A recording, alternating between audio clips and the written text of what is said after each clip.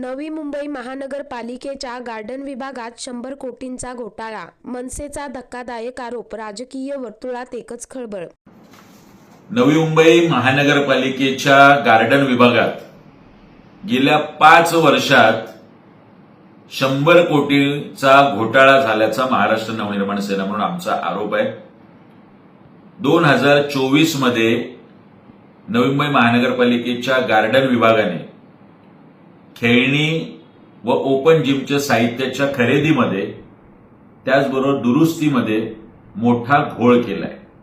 ही सगळी दुरुस्ती आणि खेळण्याची चढ्या दराने यांनी खरेदी केल्याचे आमच्याकडे सढळ असते पुरावे आहेत। सोबतच जो सर्वसमावेशक टेंडर काढलेले आहे ते सुद्धा 18 कोटी जास्त दराने या कंत्राटदारांना देण्यात आल्याचे पुरावे सुद्धा महाराष्ट्र नवनिर्माण सेना म्हणून आज आम्ही लक्षात आणून दिलेत।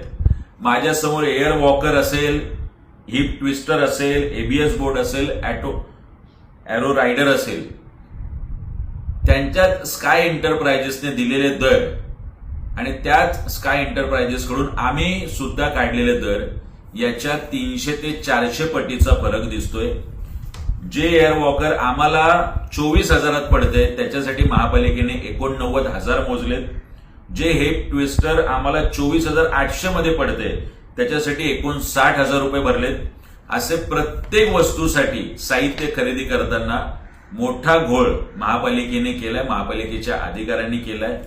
महाराष्ट्र नवनिर्माण सेना म्हणून आमची आयुक्तांकडे आणि सोबतच राज्य सरकारकडे विनंती आहे, याची निपक्ष चौकशी झाली पाहिजे, दोषींवर कडक कारवाई झाली पाहिजे आणि गार्डन विभागातल्या या घोटाळ्यासंदर्भात संपूर्ण 5 वर्षाची श्वेतपत्रिका राज्य सरकारने काढावी, तरच या दोषींवरती कारवाई होऊ शकेल आणि या घोटाळ्यासंदर्भात नवी मुंबईकरांमध्ये तर मित्रांनो, एकंदरीत संपूर्ण प्रकरण पाहता या संदर्भामध्ये तुमची काय प्रतिक्रिया आहे खाली कमेंट करून नक्की कळवा। चॅनलवरती नवीन असाल तर लगेच आपल्या महाराष्ट्र फर्स्ट या YouTube चॅनलला सबस्क्राईब करून बेल आयकॉन नक्की दाबा।